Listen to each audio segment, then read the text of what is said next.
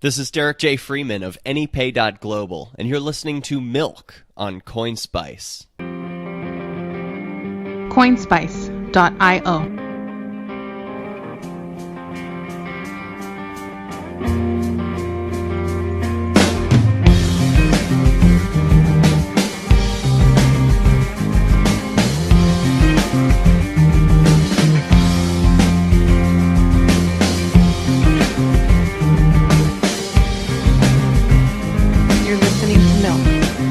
Soothing Crypto's Burn with C. Edward Kelso from CoinSpice. Really appreciate you coming on. I'm a big fan. I've been reading Shitcoin.com for a while, and All right. I love the reviews. I love the snark. I think what you don't get enough credit for, that I've come to appreciate having read your stuff for a while and listened to you, is you actually have a very plastic mind. Like you're very malleable. You follow the evidence where it goes. You're not nearly as dogmatic as I think.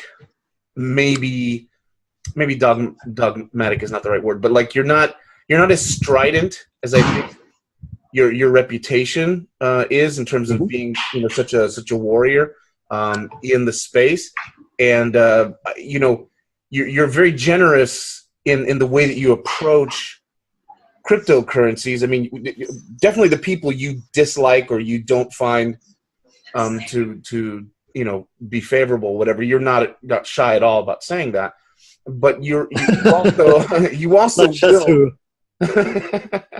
But you also will. You'll kind of like you'll lick the back of your hand and you'll bitch slap them, but then you'll say, but you're a nice guy. You know what I mean? You'll find some good in them. Is that on purpose? Is that just a part of your personality, or is that something you've cultivated? Well, I'm okay with messing with people on Twitter. If, for example, while we had the block size debate, right? Mm-hmm. I think it was totally fair to be even getting to the level of a little snarky with certain people. I mean, especially moderators of our Bitcoin, one Meg Greg, that kind of thing. It's not that I think it should be illegal to be a small blocker. It's just I was disagreeing, and I thought they had really weak arguments, and that the censorship was detrimental to the community. And I think I was right. I mean, they said we can't hard fork because we'll split. And what did we do? We split. So they should have kept the discussion open, and they should have had less secret meetings. So I think I was in the right. Yeah. I like your approach to how you debate. And I think when you're in person and when you're more face-to-face and you're definitely more conversational, and you will concede points and so on. I think it's just probably part of the Twitter 2D experience overall. But let's back up a little bit. Are you Norwegian? Is that correct? I was born in Norway. I am a Kittian, so I am a citizen of St. Kitts and Nevis. Ah. Very nice. A Kittian. I love it. It's great. Anybody who wants to escape, the wave of socialism that is washing over, North America and Europe, just sell all your things, stop spending time there, obviously buy crypto with it, and, save up money and get yourself a passport from a country that is more free, and you will thank yourself for the rest of your life. Really, and so just a dumb question because you've just said it, but obviously that's something you've done.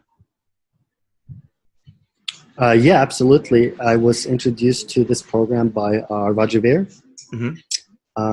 No, in fact, I was introduced to the program by Trace Mayer. Oh wow! Who was an early investor in at least Armory, but I believe also Brekken, and some other companies. So he told me about that, and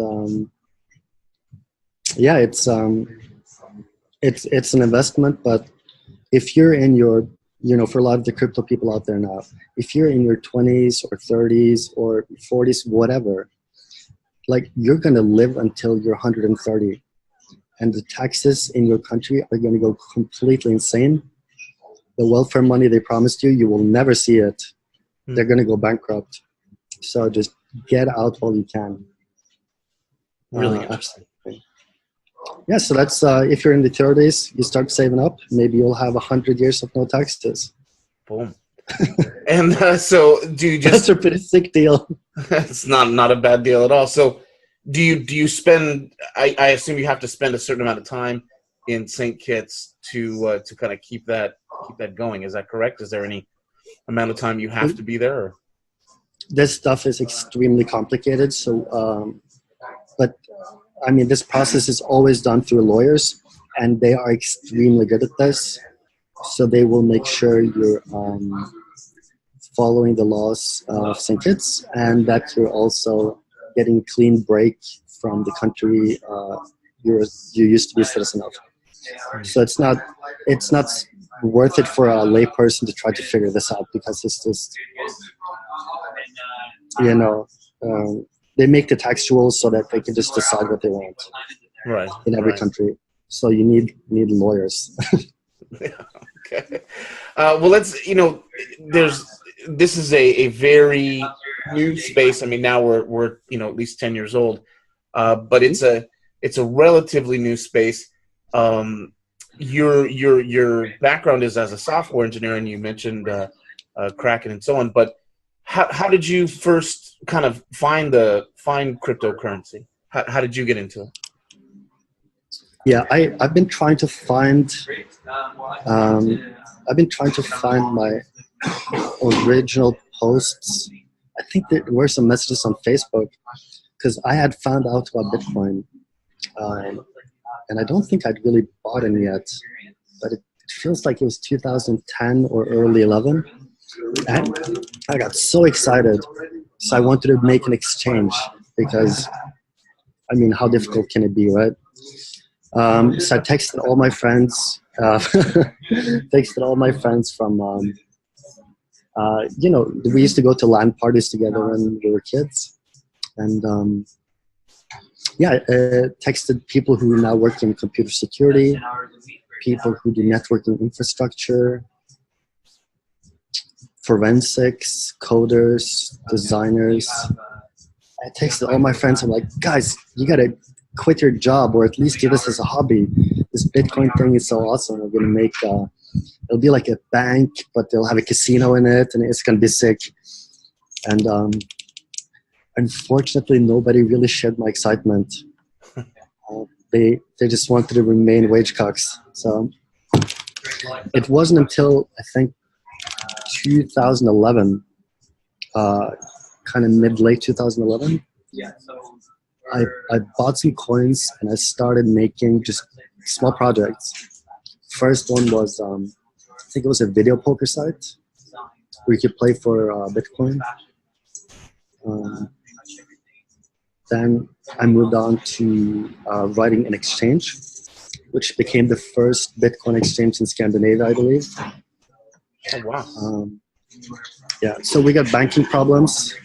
Banking problems means the bank calls you and they say, hey, just a heads up, like the super higher ups in this enormous bank, they want you gone. So start looking for another bank. And then, of course, you ask them, like, okay, but you're the biggest bank. Like, who should I ask? And they will reply, well, that's the thing. You're not going to get another bank, because whatever we do, they'll do. So, wow. No, we shut the exchange down. Everybody was paid in full. So that was really clean. And shortly after, Jesse, the CEO of Kraken, called me up, and I think the job interview lasted like 8 minutes on the phone. We had never met, and I'm just like, okay, I'm starting and I'm moving to San Francisco. Wow. So for anybody who's curious about working at Kraken, It's Jesse's a real guy, so you should definitely consider that. He's fiery. Like when the what was it, the New York Department of Yeah. Financial Services or whatever was asking all the different exchanges to kind of give up the ghost and answer all these questions. He fired back a massive FU. That was really Oh yeah, you can imagine being a lawyer that works at Kraken. Every time Jesse opens his mouth, they're like, "Oh, please, just be nice." But I like that. I like that there's some, I like it too. Everybody likes it. Yeah. Because somebody should be talking back to these people.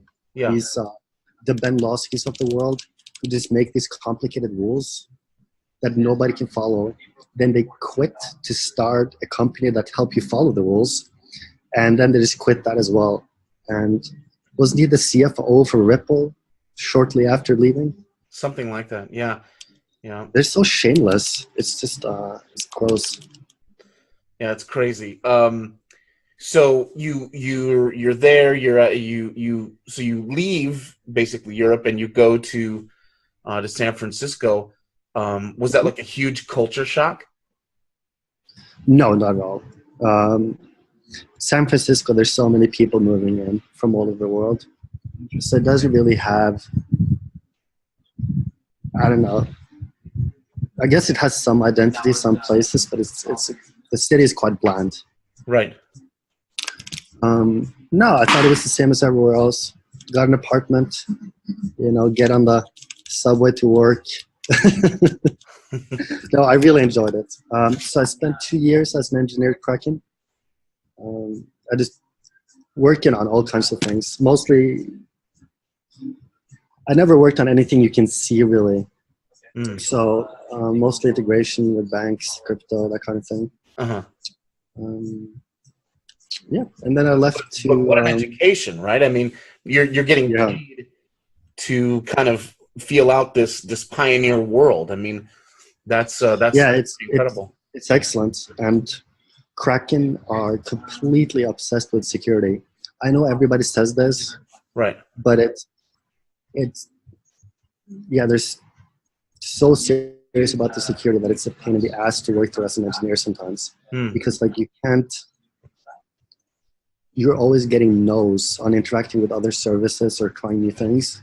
Because like, nope, don't have the source code, or like, no, we're not gonna open that up to the world, or no, we're not gonna let you access that server. So, what? Yeah, what, I mean, why do you leave there? I'm sorry. Go ahead. No, things move slower when you're obsessed with security, but you just gotta find a balance. Right. And I left. Go ahead. I left just because I wanted to make a startup again. I've never worked in a big company before. I've never been an employee. And Kraken was getting pretty big. So I left just so I could make a product myself, like something new. And as soon as I told Jesse I was leaving, he was like, okay, but just whatever you're going to work on, just please tell me first so I can invest. Oh, wow. Yeah, he's a great, if you leave Kraken, like he'll help you even when you're gone. Wow. Yeah. Sounds like a really great guy. And so that was what, 2014, 2013? Let's see. I ran Shitcoin, which was my exchange. I think it was 13, 14. Then Brekken 15, 16, maybe. I'm getting old. I don't remember anything. And so you move on from there. And so how does shitcoin.com start? I bought shitcoin.com, the domain, while I worked at Brekken. Everybody thought it was really funny, but I didn't really use it for anything.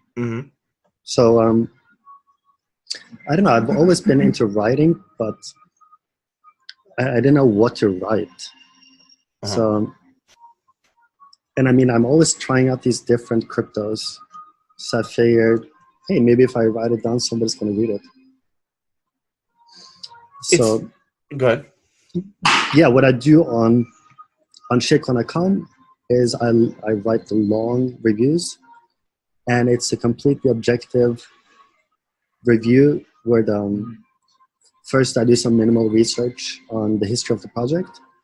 Then the rest is me downloading source code, compiling from source code. It has to be from source code. Mm. A cryptocurrency you can't compile is nonsense. It's like PayPal. Right. And then I try to run it. And if there's a phone wallet, I use that. If there's a hardware wallet, I use that. And I try to send it to somebody. I try to buy a product. I try to buy a service. I pay for service. And yeah, I just give it like a solid test drive, and everything is documented. You can follow my steps. That's the part I love about it, is that you get into the guts of everything that's a part of it, and you reassemble it, and you take it for that, like you say, that honest test drive.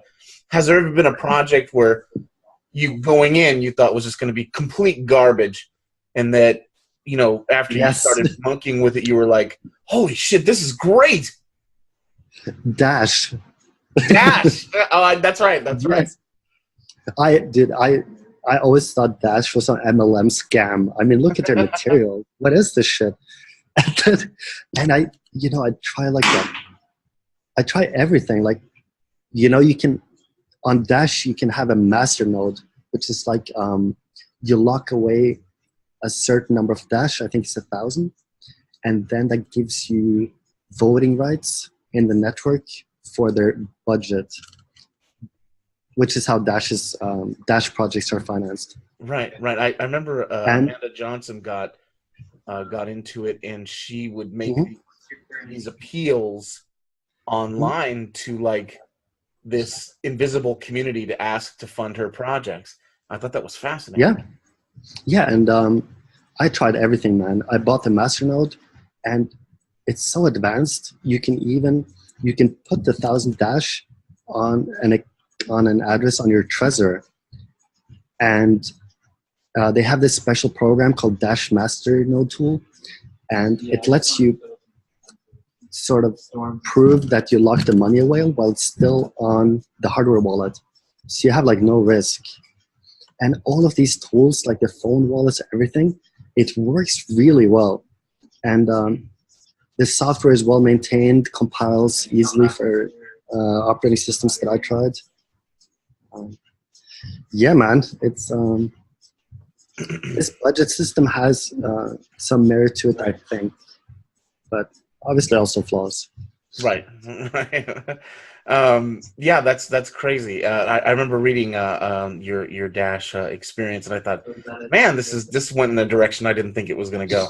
I really thought you were he's going to kill this. He's going to trash this thing. Yeah, I totally forgot about it. And Monero went the Monero review went the other direction, where I just always assumed you had like phone wallets and a huge ecosystem, easy to do everything. But using Monero is pretty tough. A lot of you got to do a lot of stuff in console, in terminal if you want to use hardware wallets. So that one surprised me. I was always wondering, like, do they want it to be difficult? Like, so they're cooler, or so the right. So law enforcement doesn't look at it too much. Right. It's hard to say, but that one I went in thinking it would be way easier to use, and I kind of struggled. And that seems to be, if I can say, you have a common obsession when it comes to crypto. I think the thing that you're probably most concerned about is privacy. Yes, absolutely. That's it's interesting because it's getting more debate now, and I never thought I would hear this from the crypto community, but there are people who are poo-pooing privacy, which I completely do not understand. But from your perspective, I mean, there's some obvious retorts to it, but why should crypto be private? Like why shouldn't that shit just be broadcast everywhere all the time? I mean, I kind of know the answer, but Yeah, it's back in the day. We always used to say, "Would you let somebody, would you publish the account statement of your bank account every month, or even live? Would you be willing to do that?" right. And for me, the answer would be no. And it goes back to this: if you don't have anything to hide, if you haven't done anything wrong, then why not let everything be public? But I think privacy will really help crypto kick the ass of PayPal and banks and that kind of thing. Mm-hmm. But without fungibility in, for example, BTC or BCH or Ethereum, it is. I would argue that you have worse privacy than in a bank account today. Oh, totally. Worse than also worse than Venmo. Yes. So, yeah, if you asked me before Bitcoin Cash fork, would you like bigger blocks and no fungibility, or would you like to stay at 1 megabyte blocks but hard fork so that every transaction is shuffled or mixed somehow? Then I would choose the privacy. Wow. And I would just find a way to live with the congestion for a while. With the inconvenience, but privacy being your maximum, your preference. Right, but why scale a product that is so difficult to sell? right, and that's how can you honestly sell Bitcoin today? You're like, hey, check it out. I got this thing. It's impossible to buy. You need to give an insane amount of documentation to people who you should probably not trust. right. And then it's really tough to understand. They always get hacked. But if you can get the money out, you just need to buy this $150 device that nobody understands, store it on there, and just wait for 10 years. Trust me. Do not use it, because you'll reveal your identity and probably you'll lose some of it as well, some of your money. It's like, that is not a great product. But No. what if you're selling, let's pretend Zcash has more users using shielded addresses. Then you say, hey, check out this currency. It's a huge pain in the ass to use. Like, it'll take you weeks to understand anything. But here's the thing. Nobody knows where you're sending your money and how much or when. Right. You're anonymous. It's like cooler than Tor. And I think people be like, maybe I should learn this. This is sick. Yeah. And I mean, isn't that at the heart of cryptography? I mean, isn't right? It's called cryptocurrency. Yeah, I mean, isn't that the fucking point of the whole exercise? I totally agree. Yeah. So I'm working on. I'm helping test an upgrade to a Bitcoin Cash wallet, which is called Electron Cash, and they're integrating native mixing now, and it's called Cash Shuffle. So the way it works is, whenever your wallet is running, this is the desktop one. Whenever it's running, it's always taking money that you received, and it considers that money to be dirty. So in the background, it'll shuffle around your money by mixing it with other people's coins in the background. And you actually have no risk because cryptography, right? And it will always prefer to send money that is clean, that has been mixed. And I think once we get this stable on Electron Cash, people are going to make this happen on phone wallets, just mixing in the background. And there we go. Yeah, we've and of course, I've been nagging Roger and his whole team so much, like, has to be a priority. Please add this thing to the wallet. And it is a high priority. They're all aware. In fact, they're getting annoyed with me. And so if you can show it on Electron Cash and get it up and working and running and work out the kinks, you think some of the larger wallets will adopt something akin to that? Huh? They have to, right? You know, that's my preference. I'm not saying Coinbase, but Right. That's certainly my preference. I'm getting this weird vibe from certain segments of the community. I'm purposely not saying who, that fungibility, that the sort of secrecy or the privacy aspect of it is not important to them, and that has thrown me for quite a loop. So, cash I shuffle. think these are. Go ahead. I would say that the people arguing against fungibility, maybe that's like a bear market thing. What if their hands are so weak that they will even try to impress their regulators? No, Right. It's not drug money. I promise. Right. We'll keep it transparent for you. Just please don't shut down my exchange because Right. I don't want the coin to go down in price. That is such a weak ass thing to say. You should. Everybody should be promoting privacy. Yeah. That's how the value goes up. Not by trying to suck up to the people who destroyed the previous currency you owned. Yeah. Well, I think that kind of leads us to sort of the 800-pound gorilla here that we've yet to talk about, and that of course is the fork. At CoinSpice, we obviously have our own personal opinions and so on, but we've tried to take as neutral a position as is possible for us, which is kind of hard.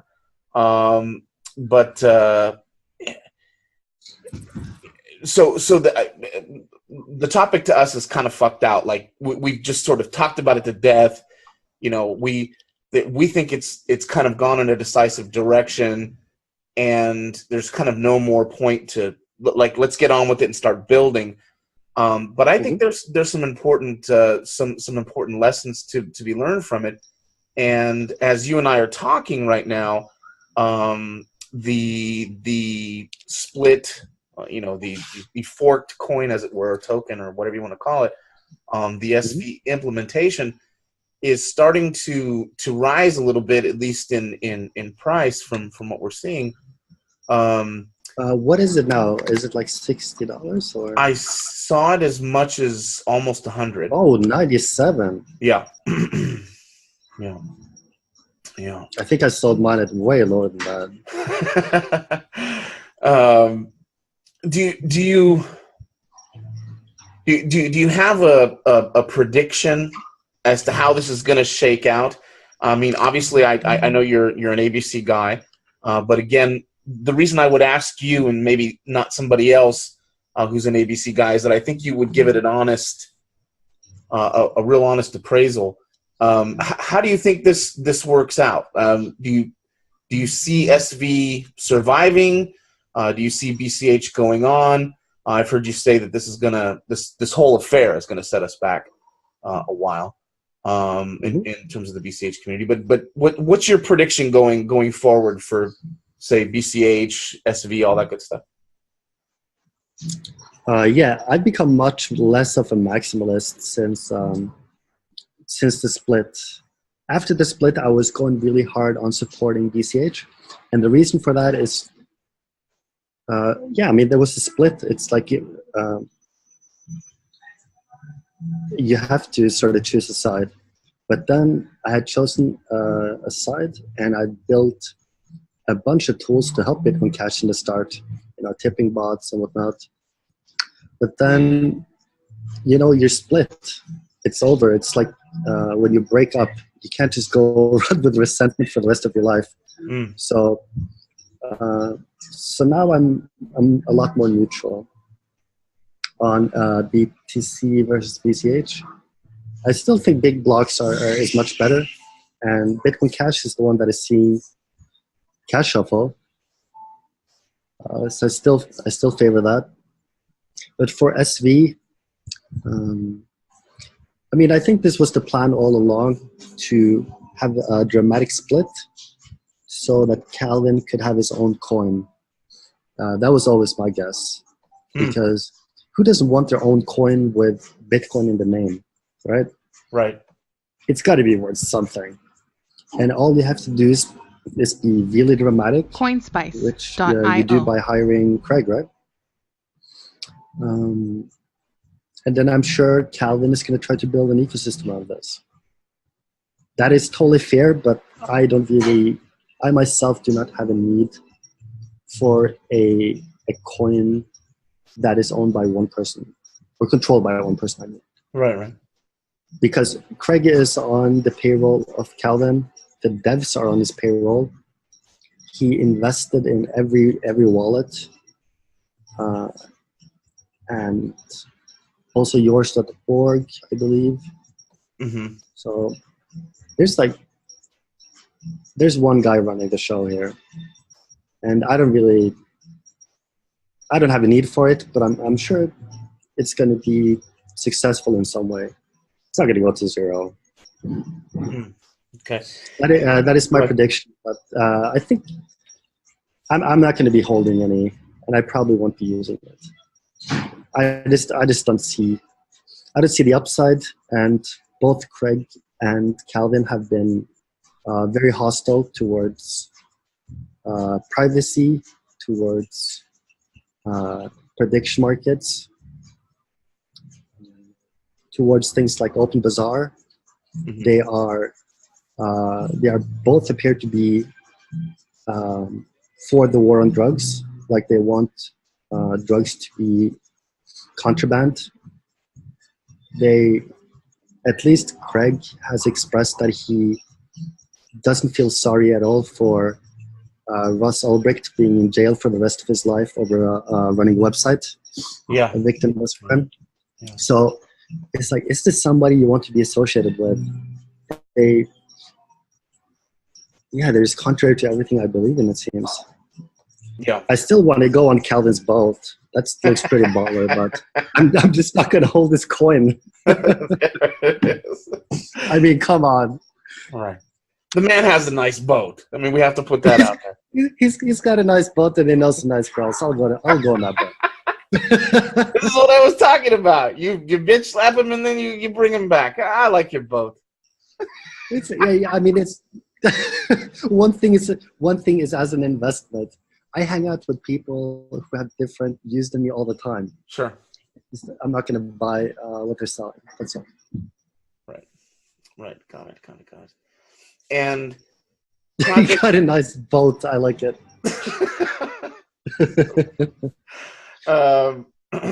We lost some people. We've lost some projects here. By we, I mean the Bitcoin Cash community. And mm-hmm. I thought you said something that was kind of poignant. You were slightly shall we say joyful in a joyful spirit at the time that you said it, but some people were kind of shitting on Ryan X Charles, and mm-hmm. you kind of pulled them back from that. Just mm-hmm. taking that as an example, and I thought that was really interesting. He kind of went on to do some really kind of shitty things, but you were keen to kind of separate sort of wartime behavior from his value. Mm-hmm. Has the BCH community taken just too big of a hit in terms of people leaving it, like say a Charles? Well, Ryan Charles, I don't want to lose that guy. I've met him a few guys, super nice to hang out with. Talking about Bitcoin, talking about plans for the future in terms of the protocol. He's funny to have beer and pizza with, so I really like him. And who knows why he chose that side? Maybe they have some hold over him. Maybe it's because of the investment. It could be. Maybe he got tricked. Maybe he got scammed by Craig into thinking he's Satoshi. So, but none of those things is a reason for people to yell at him or oust him or whatever. he should get the time to cool down, and we should be open to inviting him back. Sure, he banned some people from the forums, yours.org, but he restored it. And like you said, he was getting bombarded with shit from all the trolls, as you can expect.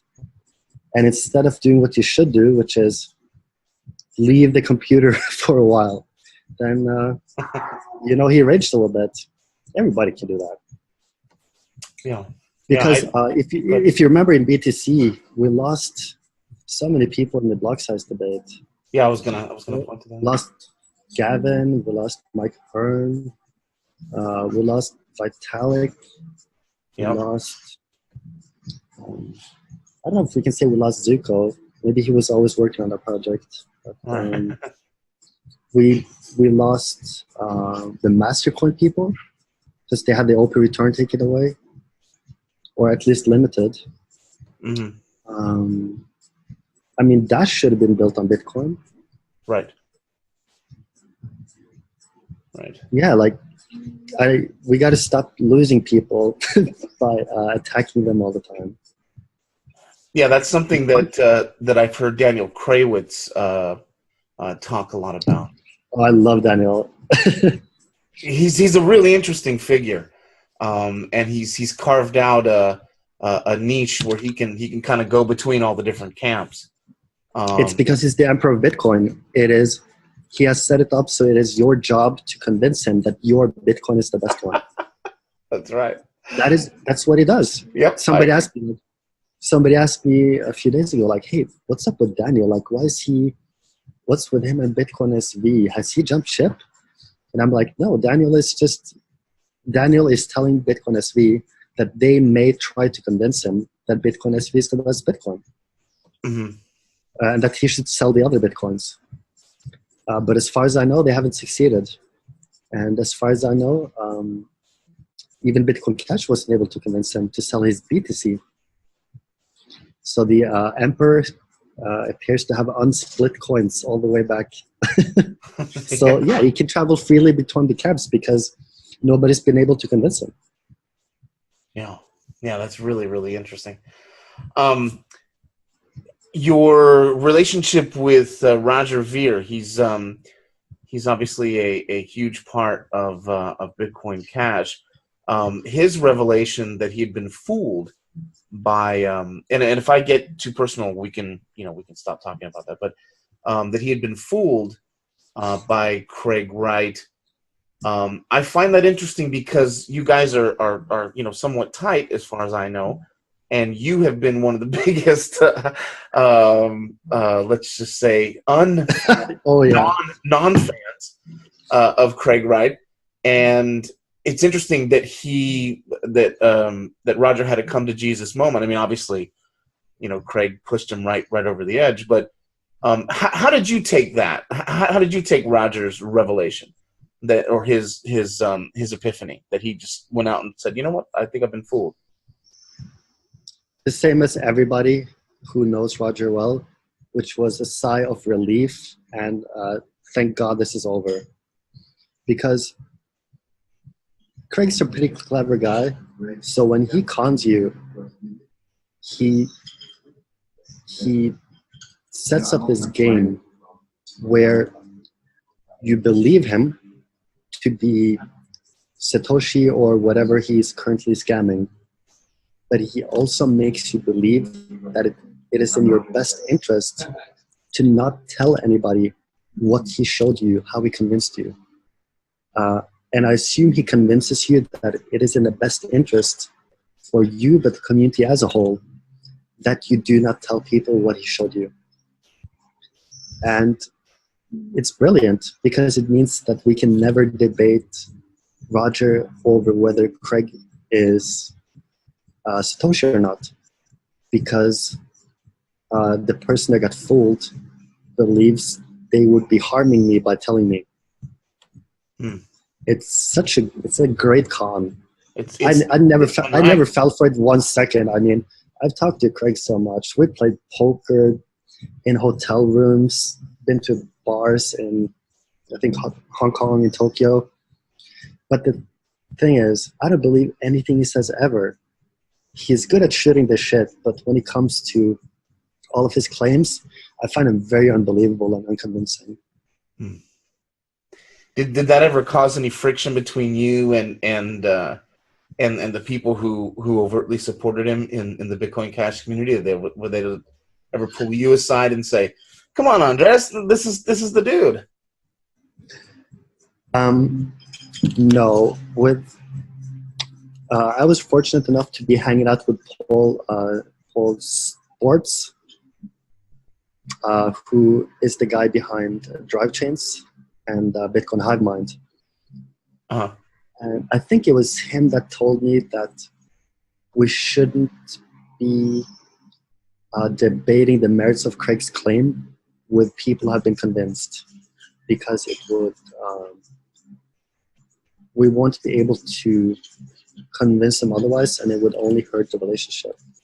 So no, that never really caused any problems.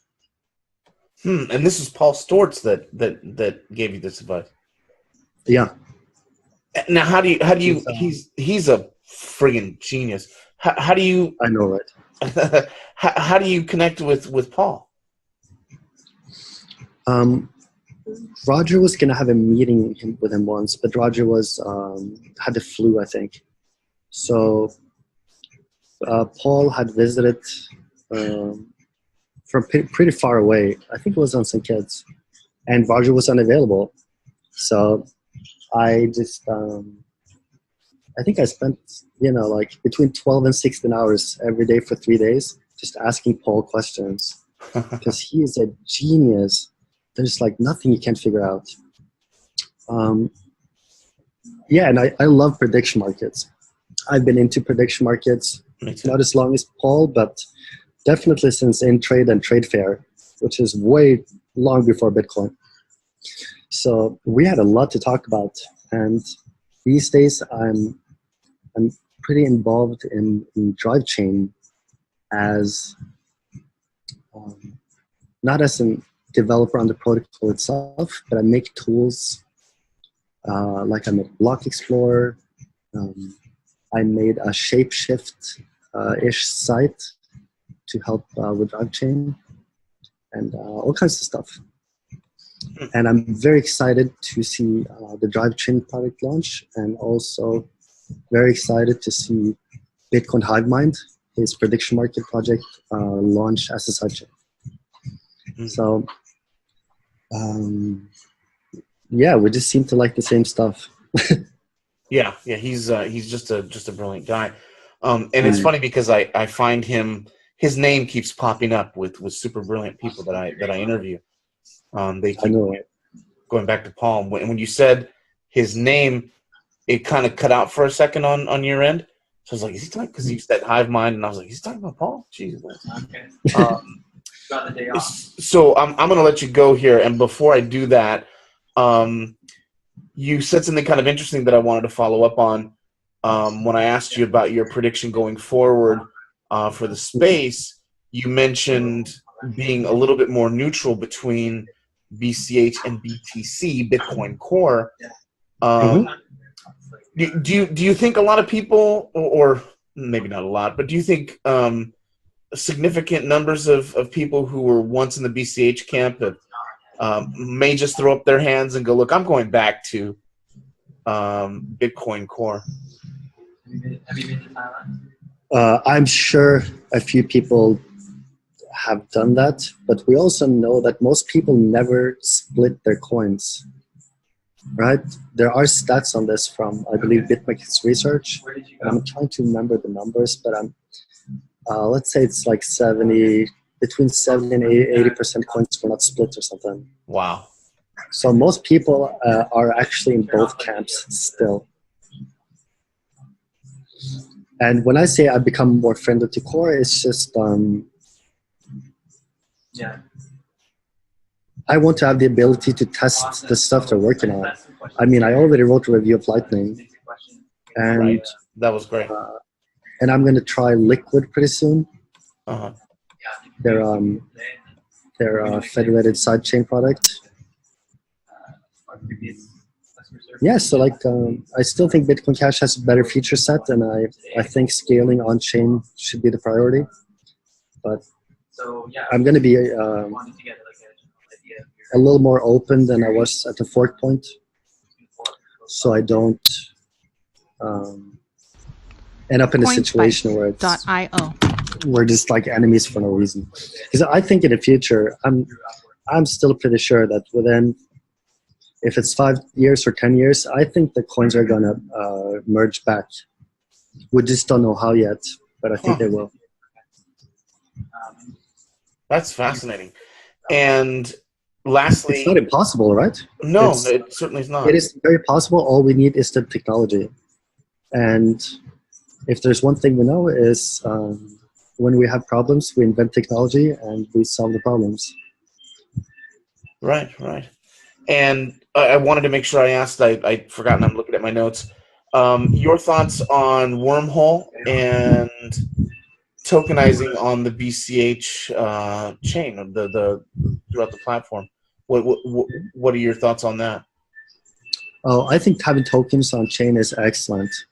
It's just because the first wave of ICOs went to shit doesn't mean we shouldn't have ICOs. I think they're really an interesting way of raising money. It's just the investors need to be more clever. Like if you're building a house, Right. you're not gonna give the builders all the money on the first day. You do it in milestones. So at least the ICOs need to pay the devs/founders in milestones and not everything up front, because that's just madness. So yeah, why not have tokens on chain? I think it's cool. I haven't tried Wormhole specifically, but if it's just like you can issue assets and transfer them, then nice. Yeah, and I see that the SV side, who were once poo-pooing that sort of idea, are trying to develop something similar. So I think everybody's starting. I don't get it. Didn't Craig or somebody say that if you issue tokens on the chain, then you decrease the value of the token or something? Yeah, something like that.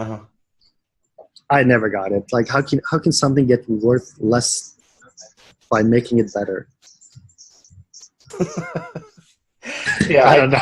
I never understood it either. To be completely honest. Oh wait, maybe that's how Bitcoin Cash works. It's better than BTC, so the price is lower. Yeah, there it is. I don't know, man. This space is a mystery to me still. Oh yeah, me as well. Well, I've taken up a ton of your time, and I appreciate you coming on.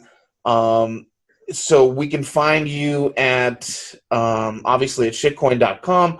All of your reviews there. You also have a personal website, right? Yeah, I don't really write much on there, so Okay. Check out shitcoin.com, and you can find me on Twitter. I'm sure you can post that in the show notes. I will. And I'm currently working on a website that is a lot like Shapeshift, but I'm going to focus on privacy, like have it accessible on Tor, that kind of thing. Okay. And I'm going to ride a little heavy on the referral system, so it's a little incentivized, and I will also try to be really quick with adding coins. I didn't make it in time for the SV split, but in the future, I'll be really quick with those kind of things, so you can like instantly exchange things as they come out. And if anybody's interested in that project, it is not public yet, but you can send me a direct message on Twitter or talk to me in the shitcoin.com Telegram group, which is linked from shitcoin.com. Nice, very nice. That's super exciting, especially considering the road that Shapeshift is either had to go down or is going down. So in terms of KYC, I would say had to go down. I mean, yeah. No, I totally agree with you. Yes, I'm looking for testers, even devs if somebody wants a bear market job. So just contact me. Very nice, man. Well, thanks again, Andreas, for coming on. Check out shitcoin.com. We'll have links to his Twitter in the show notes. And, again, just super honored to have you here. And best of luck to everything that you're doing, man. All right, thank you. It's been a pleasure.